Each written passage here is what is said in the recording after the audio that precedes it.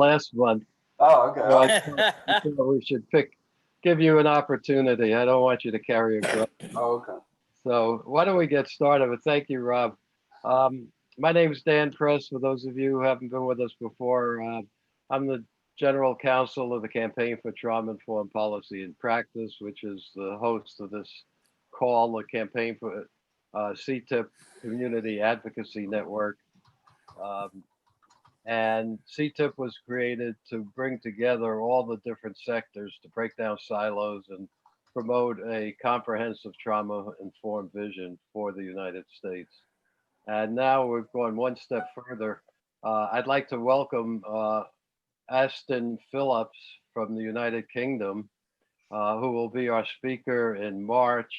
He's with WAVE, and he has made this now an international call, which is really exciting.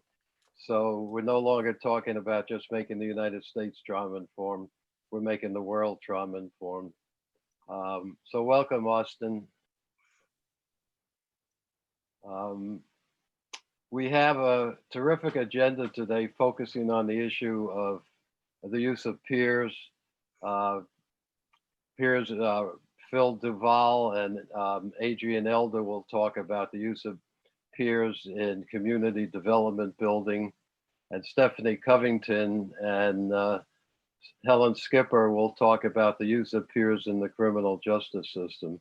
And peers are such a critical part of our approach to trauma-informed because survivors know better than any of us what needs to be done and what people are feeling. So thank you all for joining us. I have just a couple of introductory comments, and then I'm going to turn it over to Jesse. Those of you who have been watching the news know that we made no more progress towards a stimulus bill or a new CARES Act. So we can't report on what trauma-informed programs are going to be incorporated into it. We keep advocating for them, but we really have no feedback yet. We have no idea whether there'll actually be a bill. However, you may have noticed we have a new administration coming on January 20th. And thanks to friends of ours, particularly in Delaware, but elsewhere, we think we have some lines to the new administration. So CTIPP has been preparing a paper setting out a 100-day trauma-informed agenda for the Biden administration. Jesse will be talking about that, and we're going to be soliciting your input on it before we submit it. So that's exciting. We know that the vice president in particular has been very, very much into trauma-informed programs through a relationship with Nadine Burke-Harris. And we know that Delaware has been one of the leaders in the country on trauma-informed programs. So we're really optimistic that we're going to have an administration that knows about trauma-informed approaches and wants to take steps to incorporate it in their agenda. Couple of other quick things. CTIPP is developing a committee of state legislators who are interested in advocating for trauma-informed programs. While Congress has been slow to move, the state legislatures have been doing some really exciting and innovative work. I'm asking you if you have a state legislator who is a trauma advocate and you think would be interested in being on this committee, please send me that person's contact information. Somebody, many of you heard back this summer, Andrew Hevesy from New York, an assemblyman from New York, has agreed to chair the committee, and we'll get the names to him and he'll invite them to join it. So let us know if you know any legislators. We continue to work on our comprehensive national legislation. One of our hopes is that we can get Congress to do an oversight committee. We've talked before about the World Health Organization study, which found that ACEs cost the United States $740 billion a year. And we think that would be a great subject for an oversight hearing to set the stage for why, in a time when money is going to be short, we need to implement trauma-informed programs. Fortunately, we have a couple of grad students at the Columbia School of Public Health who are taking the World Health Organization study in condensing it into something that Congress can understand. Hopefully we'll have that out to you by the end of the month. And then last, we're working on trying to find innovative ways to fund trauma-informed programs, and particularly using private equity money. Laura Porter a couple of months ago talked about social investment bonds. There are some other means as well. And we're exploring those. And to make that work, we need information on trauma-informed programs that have produced return on investment in schools, whether implementing a trauma-informed program in the school, save the school money, any other trauma-informed program. So if any of you have information showing how a trauma-informed program has produced a return on investment, please get that to us, because we want to show the finance world, particularly the wealthy individuals with a social conscience, that putting money into trauma-informed programs is not only good for the country, but it's good for their return on investment. So those are some of the things that CTIPP has been working on. We need your help, we need your input. So I look forward to hearing from you on those issues. I now want to turn it over to Jesse Kohler, who will talk about the transition paper and a couple of other things. Jesse? Thanks, Dan. I can start with the transition paper. I will share my screen very quickly. Can everyone see this document? Is it big enough? Should I make it a little bit bigger? Make it, expand it just a bit for y'all. A little bigger, yeah. So the important thing to note about this Biden document is that what we put in there is that it has to be administrative action, right? We're not talking about the legislation that necessarily the campaign is going to work on, that larger vision that we're working on with Congress. These are actions that in a divided Congress, Joe Biden can take action on and help to begin the process of creating a trauma-informed country. So we outline the science of ACEs. Like Dan said, Kamala Harris and certainly Dr. Nadine Burke-Harris have a very good grasp on ACEs. But we want to make sure that, you know, President-elect Biden, other members of the administration understand it as well. We have a general overall beginning summary, if you will, that really talks about the need to create a culture of healing in our country, and goes into a little bit more information there. But the real meat and potatoes of it is on the second page. We have administrative actions that can be taken in two big buckets. As you can see, we have first, priorities to address the psychosocial emotional impact from the coronavirus pandemic specifically. These span education, workforce, public health, secondary and vicarious trauma, and racial, intergenerational, and oppressive traumas. We are very hopeful about education because Dr. Jill Biden is a lifelong educator, and we think that there's some good momentum that can take place there. But in all of the other areas as well, we know that there needs to be certain needs need to be adequately addressed that have not been addressed thus far in the pandemic, and there are certain actions that the administration can take. Following that, we also have short-term cross-cutting priorities to address trauma and ACEs more broadly, even beyond the coronavirus pandemic. This is a national healing campaign which leverages the work that Dr. Nadine Burke-Harris has been doing, working to reduce the number of ACEs by 50% over the next 10 years. And so we would love for the administration to make that a national priority. We also want to have all federal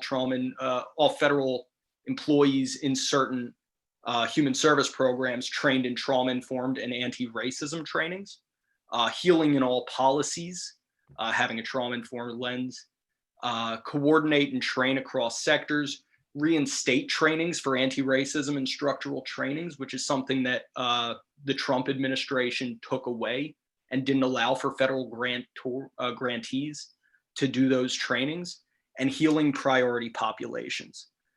So that's a quick overview of the two-pager that we're going to submit to the Biden administration, and we hope that there's follow-up.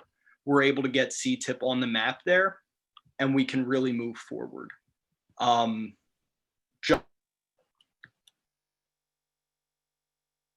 if anybody has any questions, please feel free to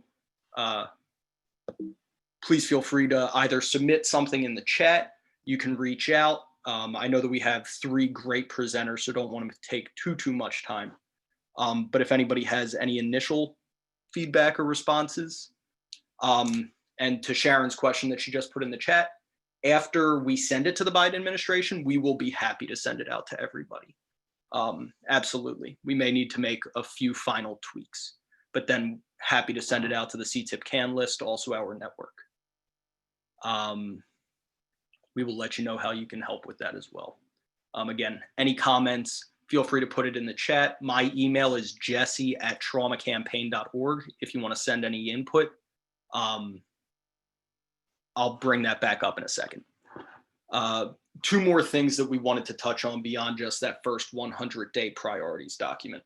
The Senate Appropriations bill came out, and there were a few highlights that we wanted to note on about appropriations wins that cannot be tied directly to the trauma campaign that we're running, but we are certainly helping to begin to chip away at creating momentum for the trauma-informed movement in Congress.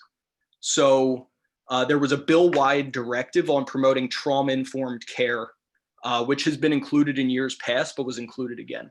There was a $1 million increase to $5 million for the CDC's ACEs program, authorized by support, which was appropriated for the first time last year. The CDC's Youth Violence Prevention Program got funded again.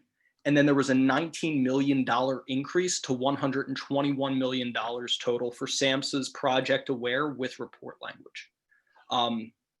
There is great opportunity here to keep the momentum going, and we need to continue advocating and building our network to influence congressional decision makers. So my monthly pitch, please, if you have not already done so, join the National Trauma Campaign. And if you have joined the National Trauma Campaign, which many of you have, please continue to leverage your own networks to help us really illustrate the groundswell around the country for this type of programming and support so that we can continue this going forward. We're not expecting another COVID bill until the new administration, certainly not until 2021, but do expect to see COVID relief in the year-end budget deal that keeps the federal government funded. We expect to take more action next year with the new Congress for another COVID bill. So once again, just call to action. If you haven't signed up for the campaign, please do so. If you have signed up for the campaign, please leverage your networks to help us get more people. The last piece for the campaign is that we are working to also engage what we are calling regional coordinators, where local liaisons, as we know, are creating relationships with their Congress members and their staff. We now also want to have these regional coordinators that help to create. Our network's getting so big that us as volunteers right now are struggling to develop meaningful relationships with all of you and with all of our network.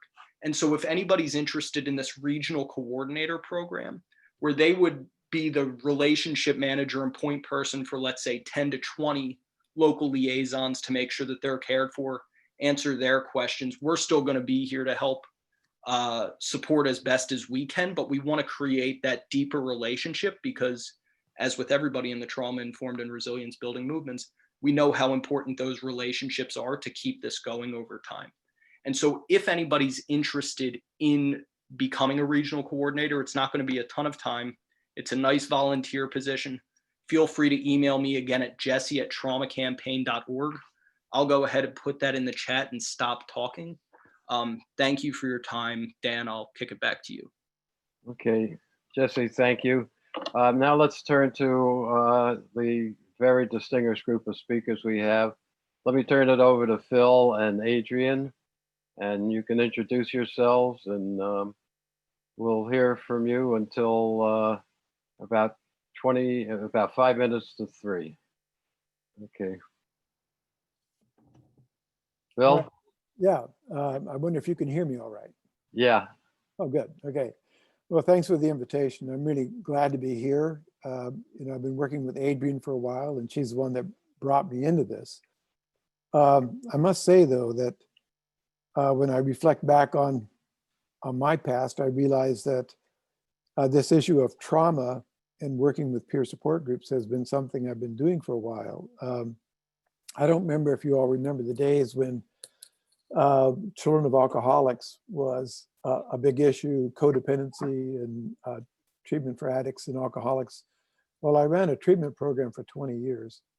And during that time, we began running groups for children of alcoholics. I think that's in the same sphere here. We're talking about peer work, right? So those are sort of therapeutic, but very, very powerful and very necessary and helpful for the young people that were in those groups. We also found that when we had an adolescent treatment program, and what we found was that putting them back in school while they're trying to stay sober was pretty hard to do because that's where all the drinking buddies were. So we started Ohio's first alternative school for recovering kids. And that school was wonderful because they could work on their own issues. They supported each other. And so the value of peer support groups is really profound and a wonderful thing. The last 20 years here, I've been working on poverty issues. And shortly after co-authoring a book called Bridges Out of Poverty, I began to realize that we were talking about people in poverty and for them and at them, but not with them. And I wrote a book called Getting Ahead in a Just Getting By World that runs on a group process where 12 people get together and they define the problem. It's not us professionals or somebody outside of the game explaining what things are. And I found out that those really form a peer support group for people too. And you can imagine, and there is a correlation between poverty and ACEs, we know that. So you can imagine how powerful that was for the people that were in those groups together. So I see the value of all this. I just am really glad that you guys are putting such wonderful work to it and getting so organized in such a big way. The work that we're doing is in 48 states and 7 other countries. And, but I think what you're doing is you're moving straight to the top to work on policy issues and get straight to the legislators. And I have to commend you for that. I think that's a wonderful thing to be doing. The support groups, they're called Getting Ahead groups. They go through a process where they investigate the impact that poverty has on them and their communities. And it's never just about them. You know, there's sort of like 2 layers to this. It's about what you experience in poverty, but then there's all the systemic stuff that goes on too, and what's happening in the community. So while they're working through this, our facilitators are never allowed to tell them what to do. We can't make the argument for change for anybody. We trust people to do that as they work on these issues together. That way, everything that they do, they own. They created it. Everything is relevant. Everything makes sense because they were the ones that brought it up, talked about it, and found their solutions. So that form of peer learning is really profound because we're doing this in the prisons too. And one guy in the prison said, I've been in prison for years, and in our prison, there's 44 programs, and most of us have been to all of them. And this is the first time it wasn't a middle-class guy standing at the front of the room telling us what to do.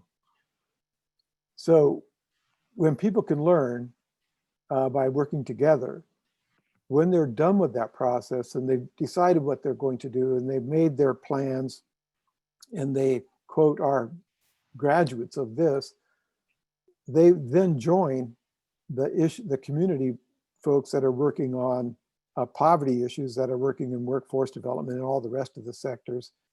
And they come in and they add so much to the work because they're the ones that have been living the experience. And they have all the words and all the power and all the way of explaining and diagnosing and analyzing and finding out what things work and don't work when it comes for helping people to get out of poverty.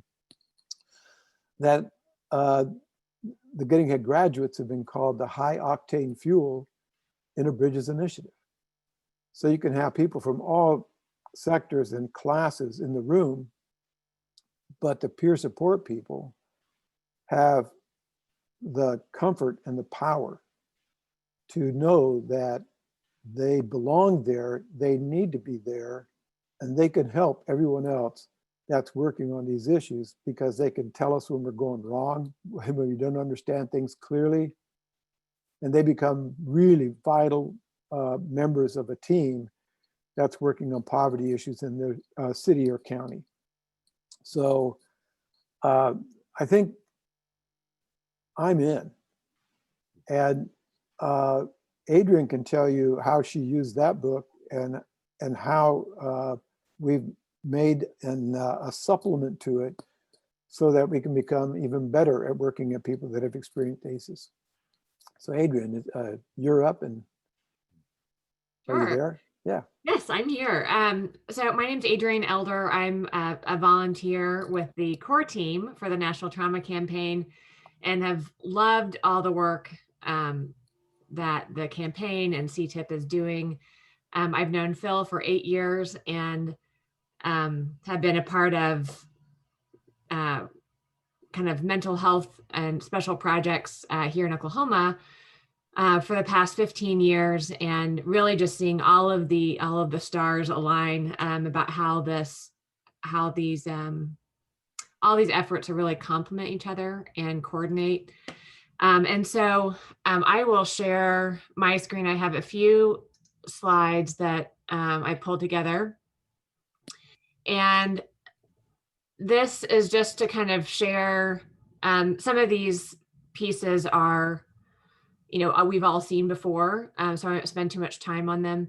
But when we are creating that community resilience, and a lot of coalitions across the country are grappling with healing, right? Jesse mentioned this, creating a culture of healing, and it really will take all of us to do this work. And so when we have this kind of pipeline, we want it to be inclusive, right? We want it to be very clear on how we become trauma informed. And so, Missouri, the Missouri model, and Wisconsin and Michigan and, and Delaware and, all these states across the country have really looked at what are the levels of becoming trauma informed. What does that look like, from trainings to really looking at changing policy to really then implementing those policy and practices, and then finally really being trauma informed, and that knowing that it's a kind of an ongoing process. And so when we are really looking at this trauma informed space, how we are inclusive, how are we being equitable, how are we meaningfully engaging individuals that are marginalized, and with the work that Phil is doing, peer support groups, and there's a lot of great curriculums out there that create those safe and healing spaces that really kind of help amplify the voices of those who are have experienced adversity or are currently experiencing adversity. And so looking at these kind of pathways to value and really kind of amplify these family voices, whether that's through peer support groups or family advisory councils, we know that the heart of the work always has to be through an equity lens and how we are going to meaningfully engage those individuals. And so you see at the center are those family voices. And then what does that look like to increase, parent leadership? When, as they are going through peer support groups, like Phil said, they are learning, to process some of the trauma and adversity that they have experienced, and developing that common language. So when they want to share a story with a legislator, when they, are in front of Congress, there's this pathway of skill building and nurturing and amplifying their voice, so that we can be most efficient and most effective with our resources. And so we're just kind of going through each of these layers is, then you have these family advisory councils, you have family resource centers. I know Andrew Russo made a presentation on the CTIPP call, was that back in September, I think. And so that has been a great way for local neighborhoods to really integrate services, whether that's a community-based family resource center or in the schools. And then you start to have these community coalitions, and ACEs Connections, has been a wonderful resource for a lot of coalitions to work together and then how that feeds into statewide coalitions and really some of that policy change. And again, whether that's policy change at an organizational level, local, state, and up to national. And so we really see how all of these things align. We think those peer support groups and family advisory councils that incorporate ACEs science really aligns with the CDC's guiding principles. Jesse mentioned that there's additional funds for the CDC ACEs program, and this is right up their alley as far as creating safe and healing spaces. We know that peer support groups, when it's 8 to 12 people coming into a room, and that is say it's a family resource center, they come in, they feel safe, they get a family meal, they start to build relationships. So there's that trustworthiness and transparency. They have conversations and get that positive peer support. They can work together and collaborate. They feel more empowered. They want to share their voice. They feel like they have choice in what resources they can access. And it's all within, that equity lens regarding cultural, historical, and gender issues. And so it's really such a powerful way to meaningfully engage individuals who are experiencing all of these adversities, right? So we've seen this a million times, and I'd never get sick of it because I hands down, I think it's the best visual that shows how interconnected the childhood adversities are, the community adversities, and how we cannot, like a whack-a-mole approach. They're all interconnected. And so when we are doing these peer support groups, the beauty of it is that all of these things are addressed. They get to share what they're experiencing and then get immediately connected. And so what has been really great to see as part of, and this is kind of added to the pair bases, are these 3 dots. And Dr. Jack Chenkoff with the Harvard Center on Developing Child really talks about that toxic stress, right? And that it's really 3-pronged. It's that prolonged activation of stress in the absence of protective relationships, the environment, and a lack of core life skills. And so, so when we talk about flipping that switch, right? How do we switch that to red into green? Then, the opposite of that traumatic stress is going to be, creating that culture of healing. Incorporating these 3 principles into every program, every organization. It's going to take all of us to do this. And so we have to reduce those sources of stress with the clients that we are working with, creating those supportive relationships, the environment, and then strengthening those core life skills. And so this is the visual that is used by the Harvard Center on the Developing Child. It's, again, a great common visual that can be used just like the pair bases. It is one of the few visuals that can be very widely used and incorporated by a variety of institutions. And so, as Phil said, the the Getting Ahead peer support group, they do address each of those pieces. They, reduce sources of stress. Peer support groups in general usually provide a weekly family meal. They provide that childcare and a stipend and transportation.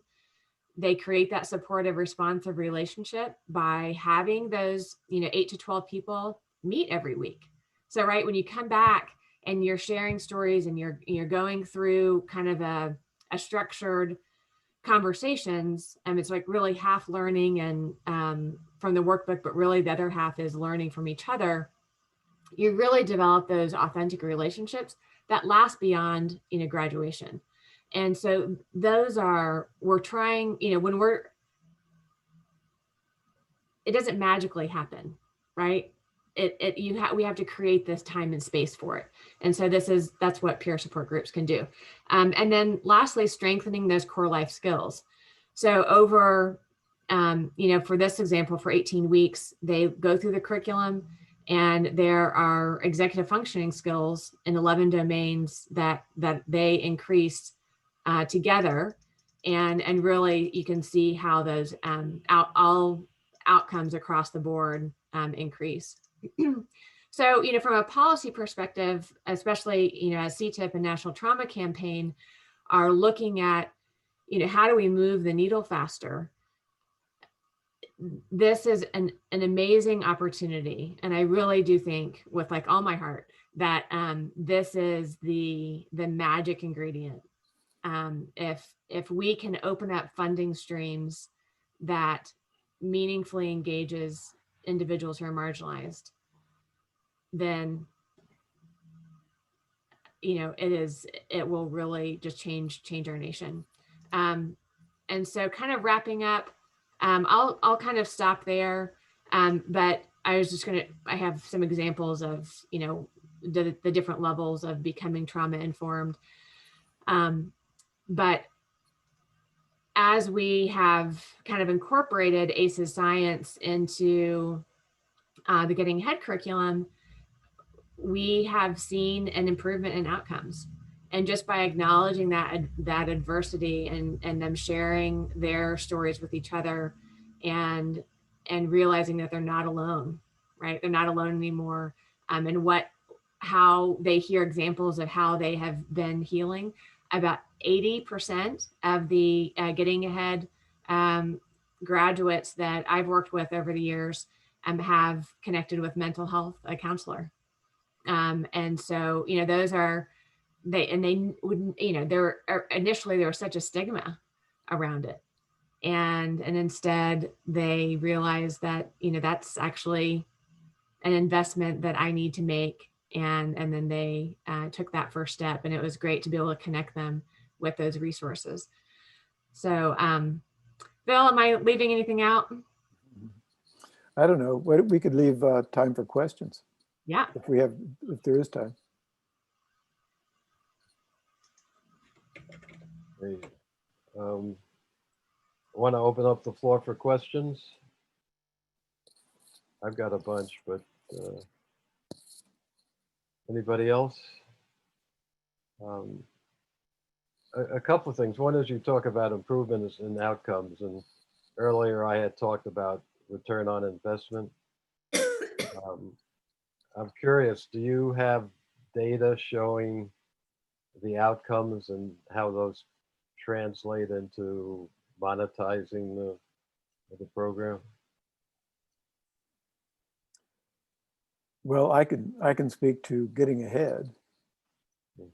Adrienne is the only person that's coupled ACEs to it. But with the supplement, we expect this to take off. Everyone that we introduce this idea to or this supplement to is eager to get into it. But the study, one done by Indiana University, that I think is most helpful, really studied how much did it change your sense of agency in your own life? In other words, how much, when you came out of this, did you have the sense that you can do this there's hope and confidence that the plans you've made will come about. And so she used a number of validated instruments to get at a series of those kind of questions. And she basically getting ahead hit a home run on those. It was the statistical difference, you know, from the time of the baseline to the follow-up was 99.9% across that group. And I just figure that almost everybody who's in poverty and comes to one of these groups, we didn't find out ahead of time if they'd experienced ACEs. But now we have a chance to do that. And we're kind of starting with the premise that we know that poverty is traumatic, right? And the stories that people tell when they come in and they start bearing their souls and telling their stories, it borders on therapy at times. So we're pretty confident that the methodology of getting ahead, coupled with the content of the ACEs work that it's in the supplement, will pan out. Can you walk us through an example, a case study of how it works, including where the funding comes from, who pulls it together, who starts it?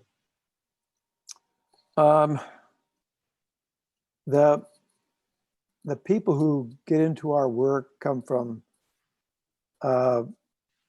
faith-based groups.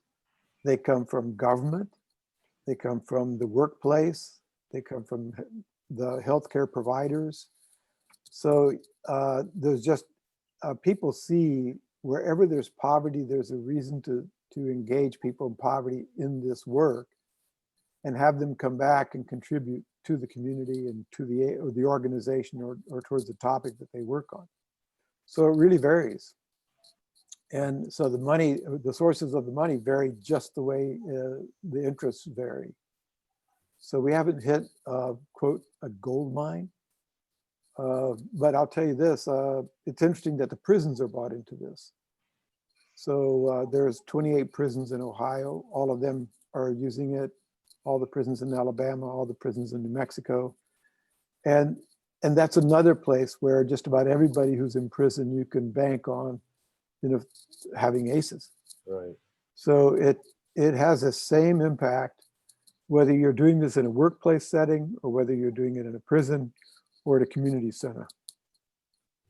So you have peer-trained people all around the country. If New Mexico prisons want some help, you have people in New Mexico who you've trained and can go in and put these together. Is that? Yeah, absolutely. Yeah. And it's interesting that they're using this in other countries. We would be in Romania right now, except for COVID.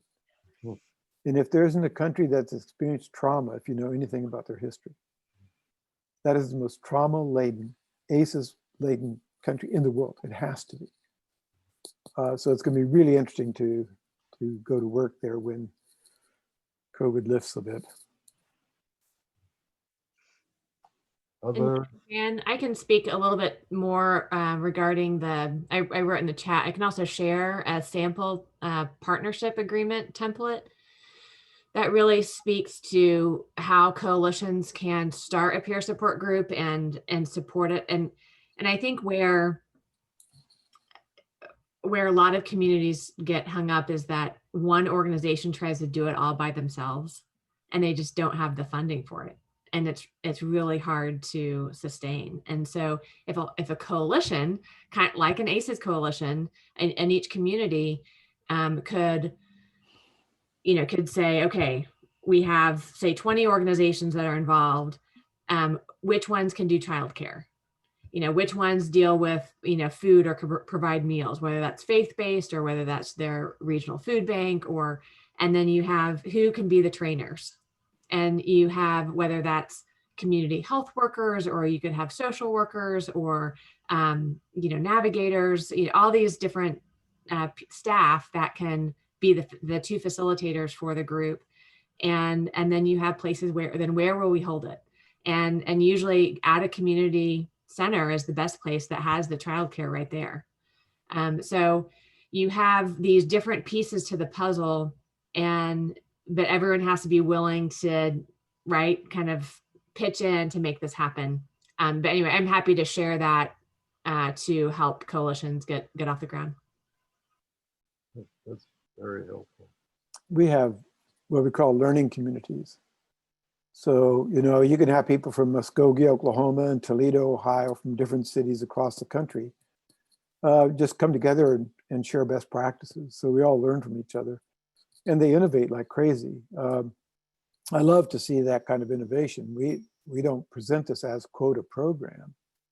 You know, these are basic ideas. People explore them, decide what they're going to do with them. In this case, when we do ACEs, the one requirement that anyone that's going to do the ACEs supplement has to have a written agreement with a mental health facility, so that you don't get into a situation where you're doing something that I would regard to be unethical, is to open all these issues of trauma and then not offer support. So whoever does this has to follow through on that aspect of it. It's the same thing, people coming out of poverty. You know, it's so hard to get out of poverty these days, right?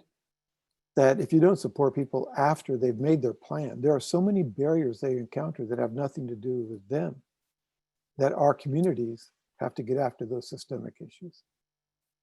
So it's not one and done. We're with you. So, Bill and Adrienne, somebody wanted to know how they get more information. well, do you want to, Adrienne, do you have your contact information? You'd be the best person to get to, I think. And do you have a website you can refer them to? Well, the one that I work with is AHA Process. They are the ones that do the trainings and publish the books and so on. So that's ahaprocess.com, AHA process.com. I have one last question as kind of a side issue. In my other life, I work with American Indian tribes. Yeah, Did you work with the Menominee Tribe? I did. Can you talk? This is one of the most amazing experiences I've had.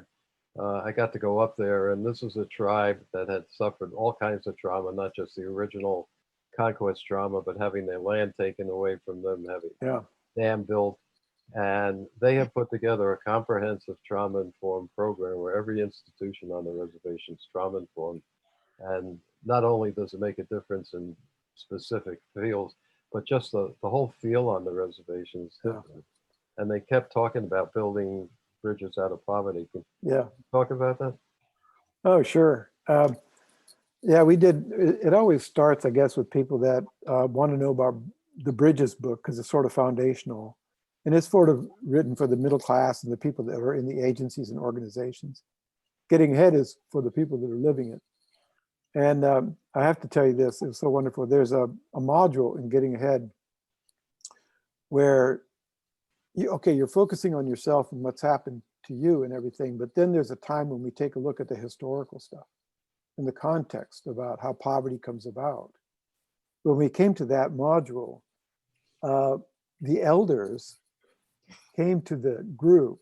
And so imagine 12 people sitting here. The elders came and they explained and talked about the history of boarding schools, right? And the effect that had on religion, culture, language, everything. So as a result of that, they began teaching the language back, teaching the customs back, teaching the traditions. So in their mental health agency, we do everything with mental models, paintings, drawings, artistic work. The idea being that mental models will stick in your head. They go straight into long-term memory. Words are blah, blah, blah, and they kind of just drift away, but images will stay. And so in the mental health agency, there's a beautiful piece of art that's about a river and the scene of the past, the traditions that they had. And it's just raising rice and fishing and the wonderful buildings they had. They weren't teepees, but other kind of dwellings and their traditions, and the medicine wheel, all bright and everything. And then the next was the present, and the river turned into the rapids, and it was casinos and bars and payday lenders and all the things that happened in the rapids.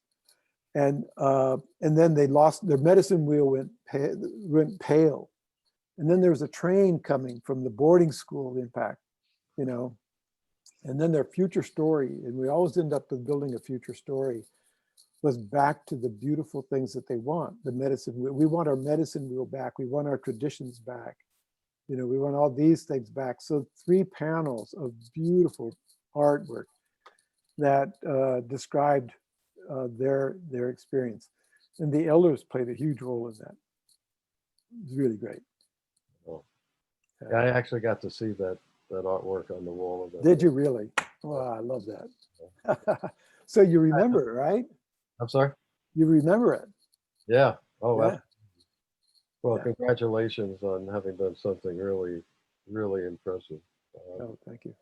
So thank you and Adrienne for opening our eyes to, I think, a really important tool. And hopefully people will get in touch with you as they move forward. Thank you. I'd like to move on to our next speaker. Dr. Stephanie Covington is a member of the CTIPP board, has been one of the leaders in the country on bringing trauma-informed peer counseling to prisons around the country. Is a real star, and we're really honored to have you, Stephanie. Thank you.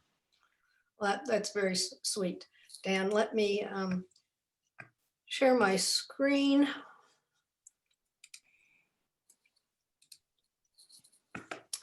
And tell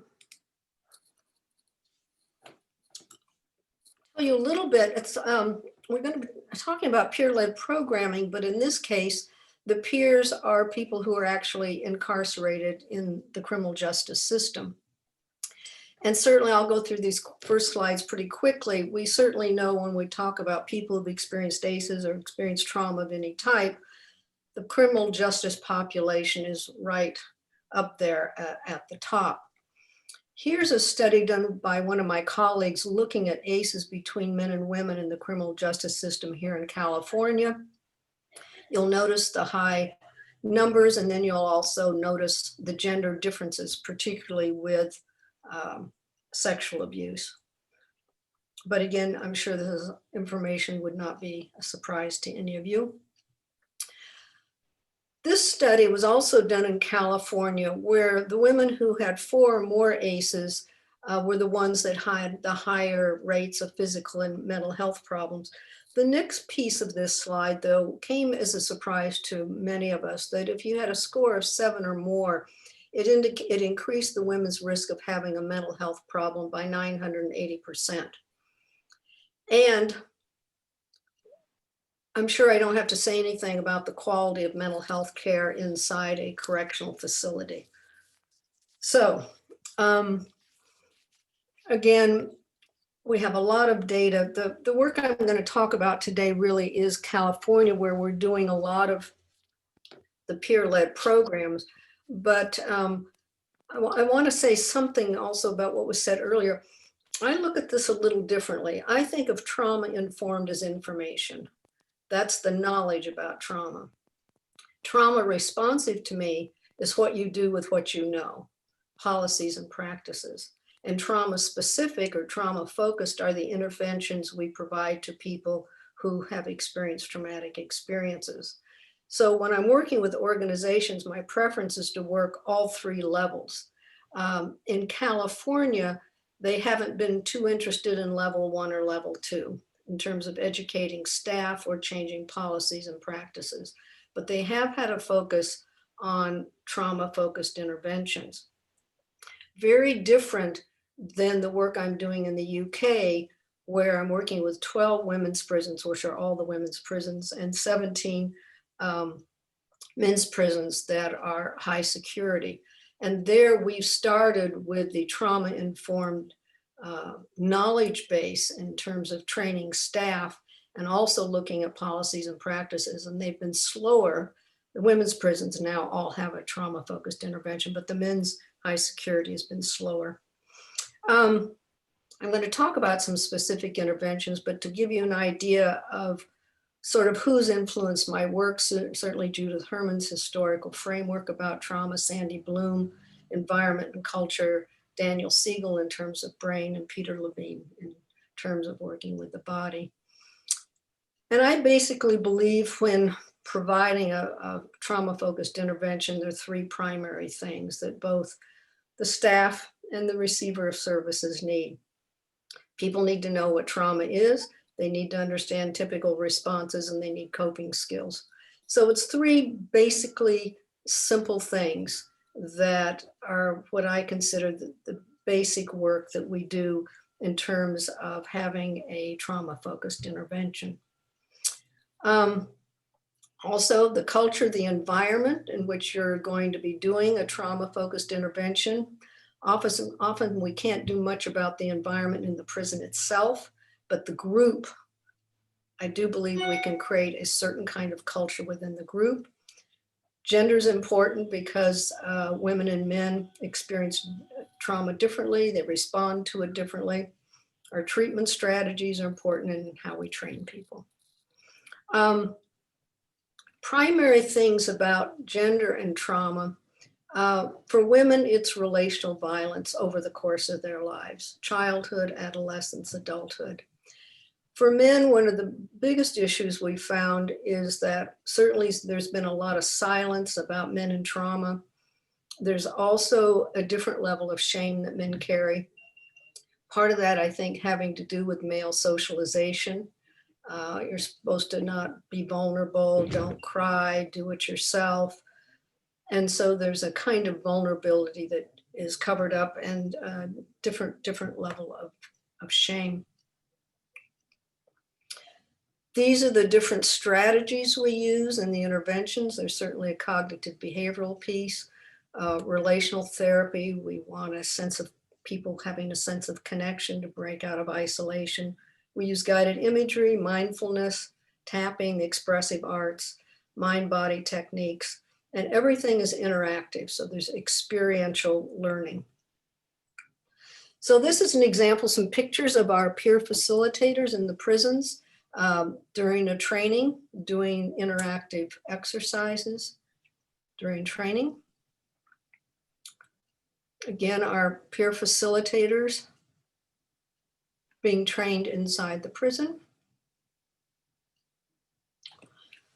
How do we actually do this? How do we deliver it? Well, there's a process that we use that's a standardized process where everything is targeted to gender.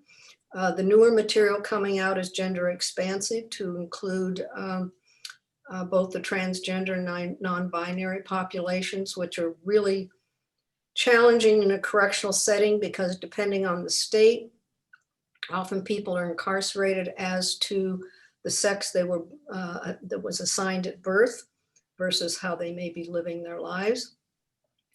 All the materials have a particular focus to them, sometimes violence, sometimes substance abuse, sometimes trauma, but they all have trauma as a sub-theme if it's not a primary theme. They're manualized facilitator guides so that we have fidelity. They're participant workbooks. Everything is in a step-by-step way. And I'm going to show you that this can be, many people were skeptical that we could have peer-led trauma-based interventions in a criminal justice setting. But in fact, we do both staff-led in some places where they won't let us do peer-led, but we prefer peer-led wherever possible. So I'm going to talk about three specific interventions: healing trauma for men, for women, exploring trauma for men, and beyond violence. So here's the model that we use. A program coordinator, every prison has a program coordinator. And this is someone who is not on the staff of the prison. This is someone who comes in from the outside. We in California have hired people who used to work in corrections, people who are very strong in programming, and people who understand the system, because navigating peers providing an intervention inside a hierarchical system, you need someone to help coordinate and someone to help support. So we have program coordinators. The facilitators volunteer. They go through an interviewing process with the program coordinator as well as prison staff. The training is done on site. Materials are provided, and then the peers go through the program themselves, facilitated by the program coordinator. So in some ways, the peers are trained in two different ways. Both, you can see them in it when we're doing a teaching module, sort of a standard training, but they also learn the material by experiencing it themselves. And I think that's really important. And then the peers facilitate as co-facilitators. So they run groups in pairs. We also invite to the training. We invite correctional staff to training and to graduations. We find that it's really important that staff understand what the programming is about. They come to graduations so that that's also a way that it shows support of the program to the participants. And you'll see our graduates are in caps and gowns. For the top picture you see is actually a secured housing unit and women's facility. That graduation, they did not want them in caps and gowns. The bottom slide you see of graduation is actually Pelican Bay. These men are in the secured housing unit in Pelican Bay. This was our first graduating class there. They did allow us to have them in caps and gowns. And for the person who's on with WAVE in the UK, the woman in pink is Lady Edwina Grosvenor. She's the main sponsor of a lot of the work in the UK, and she came to see what we were doing here, particularly in the secured housing unit for men. One of the things that's been surprising to people, these are brief interventions. These 2 interventions are 6 sessions. And people have said, how can you do anything in 6 sessions? Well, I can tell you, I was dubious. The short intervention came about because the women's prison in Connecticut a number of years ago wanted 5 sessions. And I said, can't do anything in 5 sessions. And they said, I had a 12-session intervention, which I thought was short. And they said the women are going to get 5 sessions or no sessions. So great, you get 5 sessions, right? But I said, attach research to it. And I wanted research attached to it so I could prove I was right and they were wrong. Well, the research proved I was wrong, that in fact, you can absolutely do something in a brief intervention. So I'll show you some of the data from these 2. These are 5 male facilities, 2 female facilities in California, all levels of security. From low security up to the secured housing unit. We've actually also run healing trauma. We completed just before COVID with the women on condemned row in California. We have 26 women on condemned row here. They get no programming at all because California doesn't want to make any investments into anyone they say is not leaving. No comment, but I found a way to do it. And we ran the program there, and we'll take a longer program to them once the prison opens again. So the researcher at UCLA uses 10 different measures she's looking at for change. Anxiety, depression, PTSD, mental health symptoms, aggression, anger, emotional regulation, a whole variety of things she's looking for.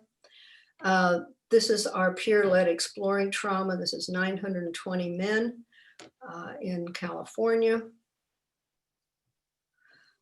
To give you an idea of the men that we're working with, people often think that, oh, we get really good results because we're working at men who are there on a short term or drug-related charge. No, we're working with everybody. So the men that, the 920 men represent 32% of them committed murder, 12% of attempted murder. You can see what they've done. And then you can see the number of lifetime arrests, the number of years in prison. So we're working with men who have rather extensive criminal justice histories. And this shows there was significant positive changes on all of the outcomes in 6 sessions. Their levels of anxiety went down, depression, PTSD, the mental health scores. improved, aggression and anger went down, their social connectedness increased, emotional regulation. And again, this is another one of our graduating classes. Then that was a pre-post test. Then we did a randomized control. On this, the results weren't quite as good, but there was significant improvement on, I think, 8 out of the 10 of the scales that she was using. For healing trauma in the women, we have 1,100 women. Again, this is their history. A little less time in prison, 13 lifetime arrests, 20% of them had spent time in the secured housing unit. So you'll see a little bit about what their criminal justice history is. And again, we had 100% significant change in those same 10 scales for the women. Again, another graduating class. For many of the men and women, it's the first time they've ever graduated. It's the first time they've ever been given a certificate. And graduations are really wonderful, wonderful events. I'll tell you briefly about Beyond Violence. This is for women who've committed violent, aggressive crimes. This was first, I developed this because the Michigan DOC wanted it a number of years ago. And so I wrote it on 2 levels. We work with the violence the women have perpetrated, but we work with the violence they've experienced. So they go back and forth between those. It's not just what they've done, but what they've experienced. And all of these interventions, people do the 10 ACE scores. And this, we had a randomized control study here. This is the one in California. We have more data actually from Michigan. California has also picked this up. Actually, these programs in lots and lots of places, just we have more research on them here in California. So here, this is 20 sessions. Again, it's peer-led. The randomized control study was peer-led. Again, decrease in all mental health symptoms, decrease in anger, decrease in hostility and aggression. People are always wondering about recidivism and relapse. The only way we have data on this comes from a staff-led program in Michigan where we followed the women for a year after they had left the prison. And they either were in Beyond Violence or they randomized to an assaultive offender program that's twice as long, written for men. So they either got the standard treatment given to men or they got the program written for women. And you can see, again, less recidivism and less relapse a year after release. So what are our goals here? You know, it's really the way I see this is what we're trying to do is to help people basically make sense of their lives. They're learning about trauma. As one man said at one of the graduations, he said, "I thought trauma was a hospital." For many of the men and women, they have no idea that their life experiences actually are having an impact on them later in life. And so they begin to share with other people. They find they're not alone, if they're not the only ones. And the important thing is they develop coping skills. They develop a way to manage feelings and a way to manage behavior. And they talk a lot about that, about what they learn, what the exercises are doing for them. And again, it says reduce substance use and recidivism, but we only have data on that. You only know that after somebody's left a prison. You don't know that about being inside a prison. One of the things that has been really important to me in doing this work is being able to use the peers, the men and women inside the prison. So we've shown that we can use them for a trauma-focused intervention brief. We can have them facilitate the longer and much more intense Beyond Violence program.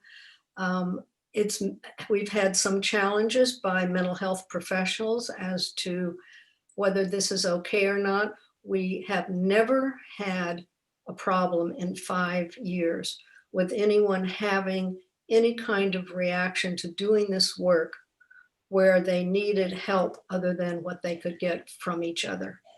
And so when I first started doing this in the women's prison in Connecticut, which now would have been probably 8 years ago or 10 years ago, they were very concerned. They said, we don't have enough mental health staff for when the women have a meltdown. They never had one woman seek additional professional assistance inside the prison. They all helped each other. And so that's one of the issues when prisons start to think about this, is they're concerned about, it's that old, what happens if you open a can of worms? Well, the opening the can of worms, I don't, yeah, what we're opening is up the reality of people's lives, and we're giving them a way to make sense of it, and we're giving them tools to manage. And so that has not been problematic. What isn't okay is when we open this up and we don't give them any coping skills or any ways to ground and manage. And so providing that skill, I think, has allowed us to do this work. So that gives you a very fast thumbnail sketch of using peers inside a correctional system. Dan, I know I owe you dollars and cents in terms of, what are the cost savings here? Dr. Messina, the researcher, I reminded her yesterday of that. So I do think there is definitely cost savings that we can attribute to this, both in terms of, I know from wardens that what this does, it decreases violence on the yard. They have less, there are less fights, there's less conflict. I think there are a variety of ways to think about the dollars and cents part of it. So I'm happy to take any questions if anyone needs to know anything. I have a question. I'm Kelly Spino, and Sure. it's wonderful work. But I'm wondering, and I put in the chat, is what, if any, work is done with that reunification with families after they leave? Because oftentimes family members hold on to that experience and those images of the person prior to their transformation. And so is there at any point when they're involved with this change process so that they don't either trigger or offset the progress that the individual's making? Right. Not in the work that we're doing directly. The pieces that I know about this work, there are very specific grants that the California has provided to do this work, and it's on the inside. The two things I do know about family is the number of people who've said to me, at the end of group, when I talk to my family on the phone or I talk to my son, I'm teaching him what I've learned. The other thing, in our lower security facilities, where we have level 2 men, they've allowed us to do graduations outdoors and they can invite 2 family members. And so family members are coming to graduation, and we have pictures taken with families and so forth. And there's a lot of discussion about change and with that, in that situation. But there isn't, in the work that we're doing right now, there isn't any piece of it in which we can connect with families. That just isn't within the scope of our work at this particular point in time. Okay, thank you. Sure. Actually, Oh, sorry, Dan, please go ahead. I was going to say it's an excellent segue into our final speaker, who's working in the space Kelly just talked about. I'm going to hold up questions just so we have, Skip has enough time to talk. Skip, you ready to take it away? Skip is with the New York Criminal Justice Agency. Hello, everyone. I must confess, I don't know how I can back up after going against such prestigious presentations. I want to thank you, everyone, for the excellent work you're doing. particularly on the forefront when you're speaking about peers. I myself am a peer. I'm a certified substance abuse and mental health peer. A little bit about me. I've been around the block a few times. I've ridden my tricycle without mommy's permission. And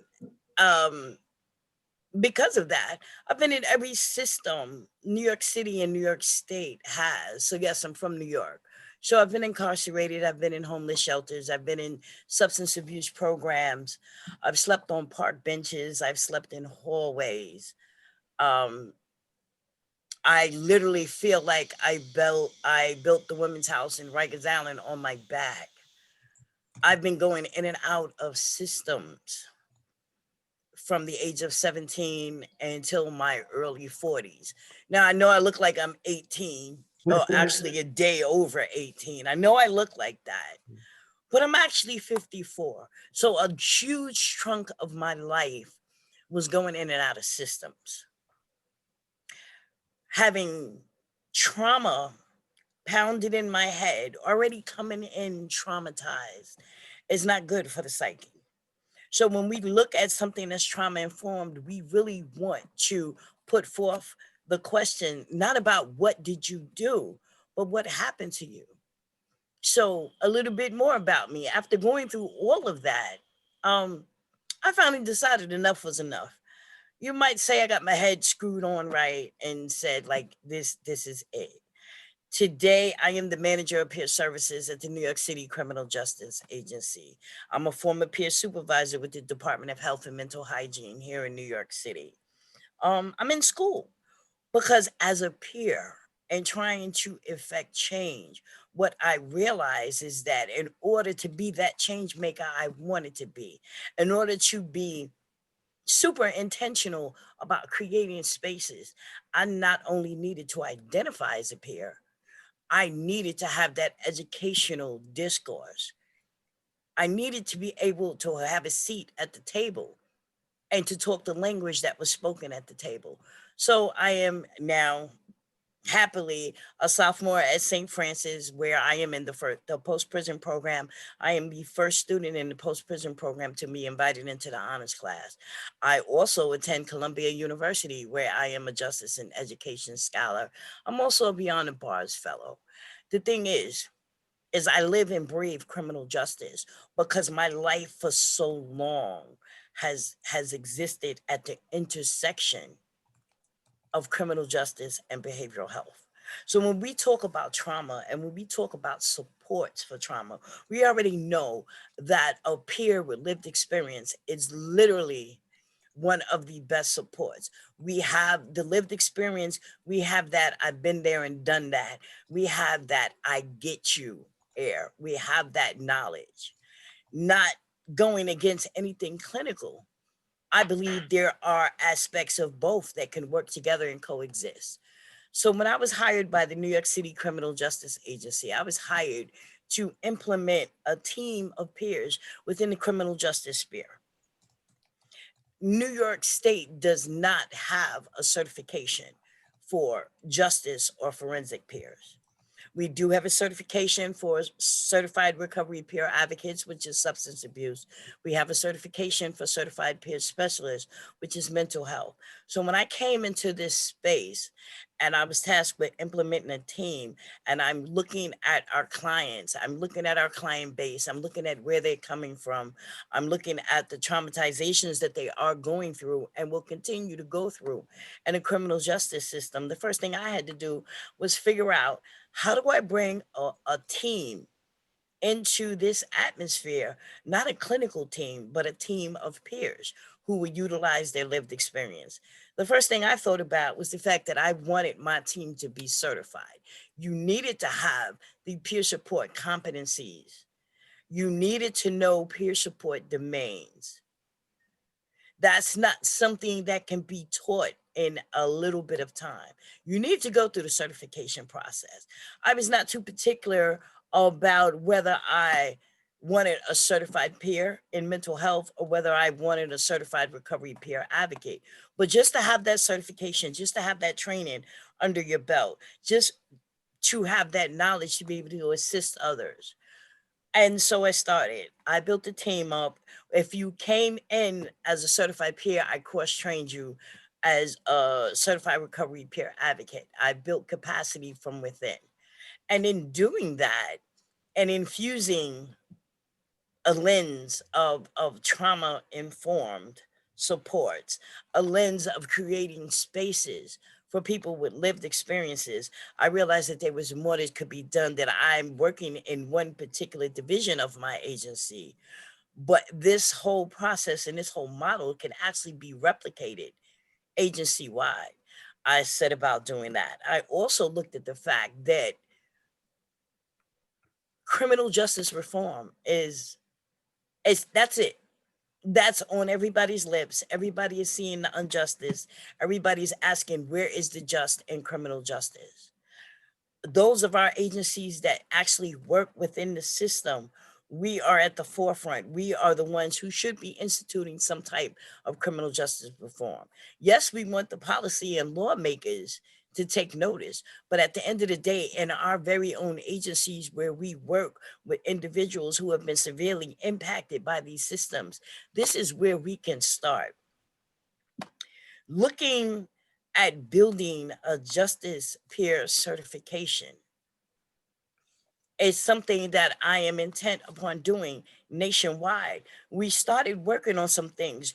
We looked at the sequential intercept model from Samson's Gaines, where they built out, what is it? I'm looking at the paper now. Basically 6 intercepts where people can be intercepted as they are going into the criminal justice system. We decided to focus our attempts on intercept 2 through 5, which is initial detention, initial court hearings, jails, courts, reentry, and community corrections. The thing is, when you look at reentry and you look at the criminal justice system, you realize that the criminal justice system is punitive and not rehabilitative. You look at the fact that reentry should start from the day you walk into these facilities, and yet it does not. 9 times out of 10, you come in there and leave the same way. There are no programs, specific programs, invoking trauma-informed at all in a lot of these institutions and facilities. Thank you. I'm sorry, I'm reading the chat. So you wonder, how do you bring this air into it? You bring your story, you bring your authentic self. I am unapologetic. I'm just as unapologetic doing my work as I am in school. I'm 54 years old and I'm a sophomore, and I'm loving every minute of it. I am a member of an honor society. I'm Greek. I can't even get that through my head. Like, I'm Greek, I wear letters. But the thing is when you look at people who have gone through systems, you're not looking at people for who they are. You're looking at them for what they did, not for who they are.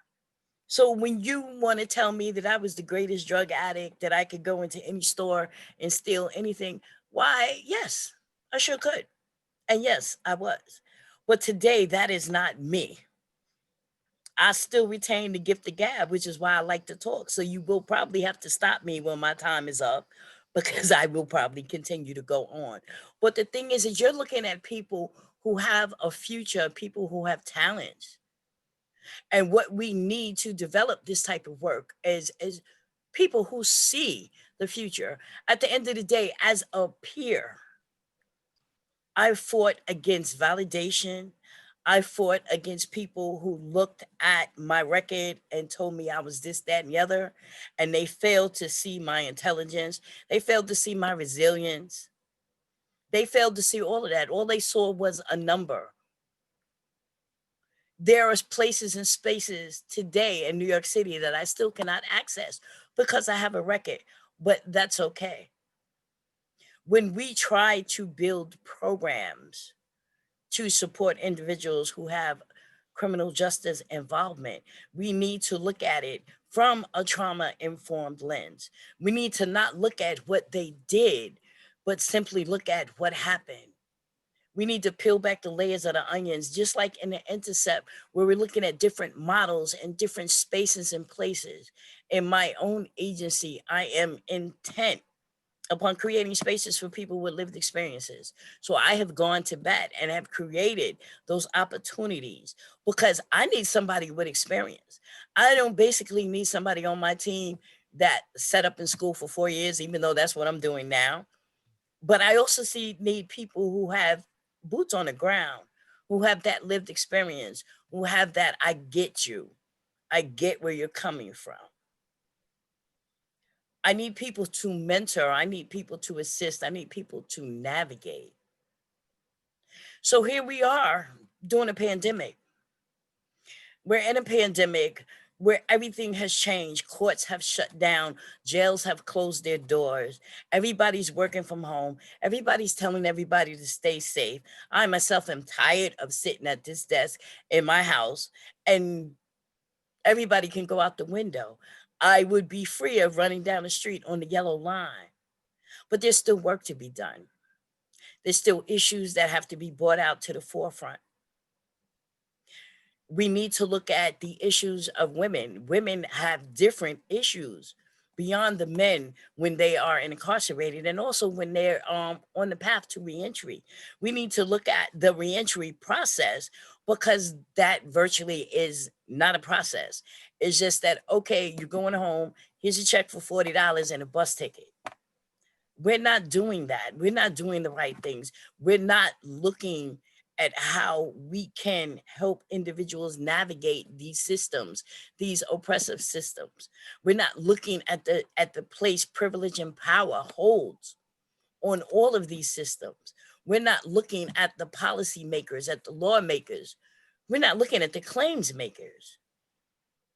We're not allowing individuals to have a seat at tables that want to speak about reform, but yet you've never set foot behind the walls. How can you talk about reform in something and you don't know what it is?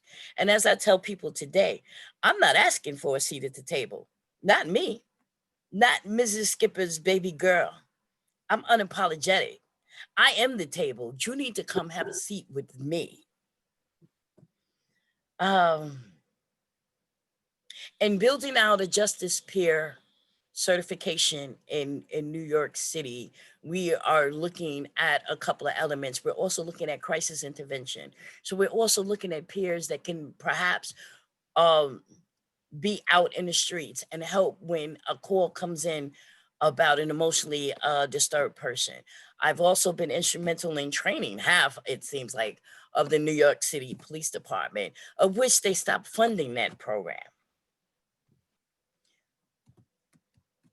Trying to think of what else I need to say.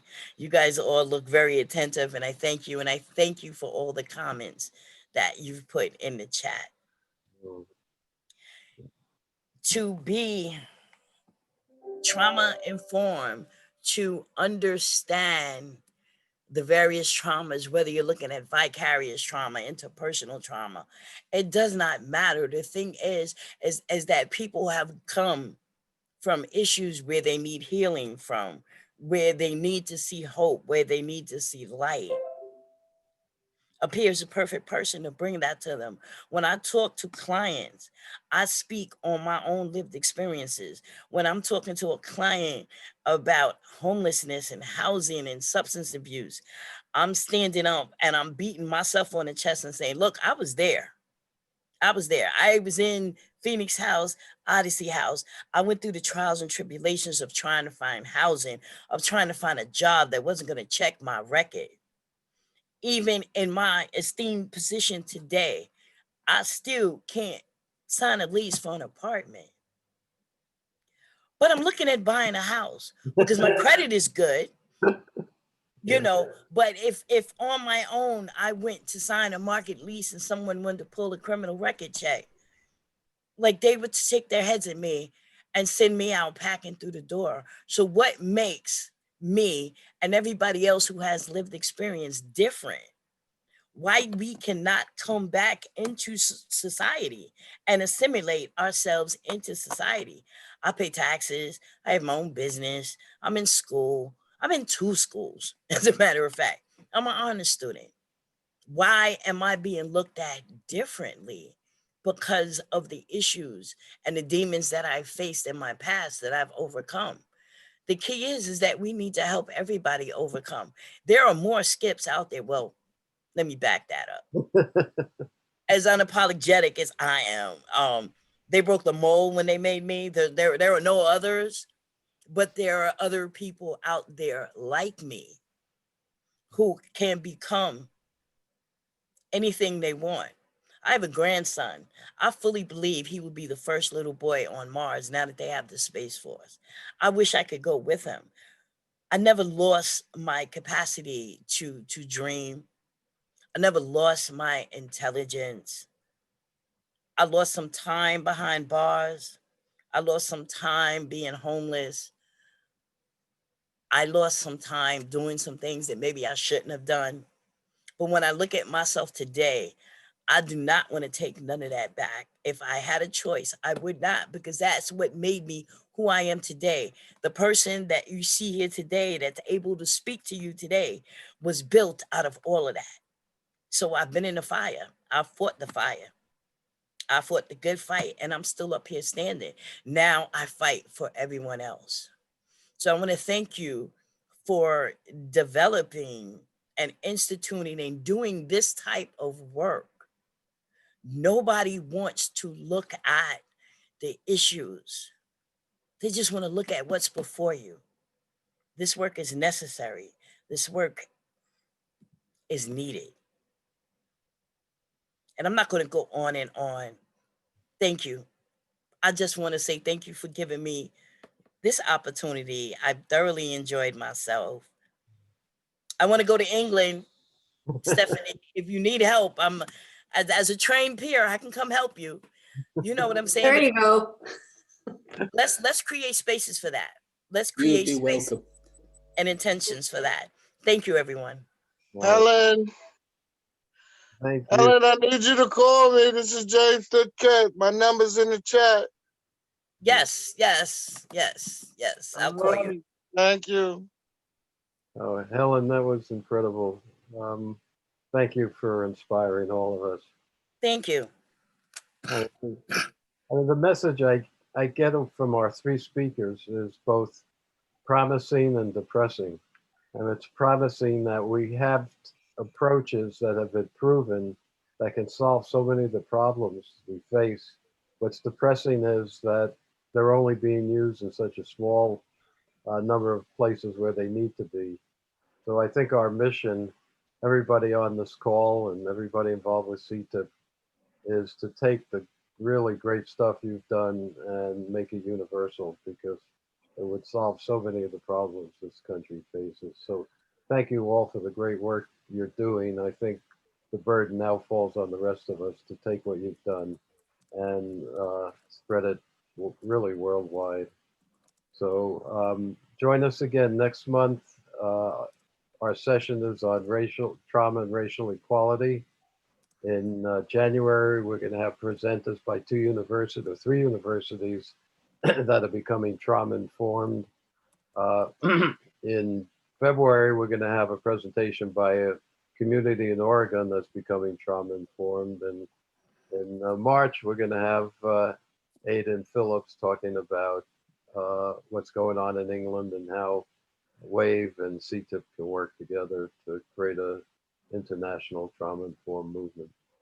So between now and then, everybody have a good Thanksgiving, and thank you for joining us. Thank you. Thank you, Dan. Thank you, everybody. Good night. My email is in the chat. Please reach out. Everyone have a good weekend. Thank you, everyone. Have a lovely night.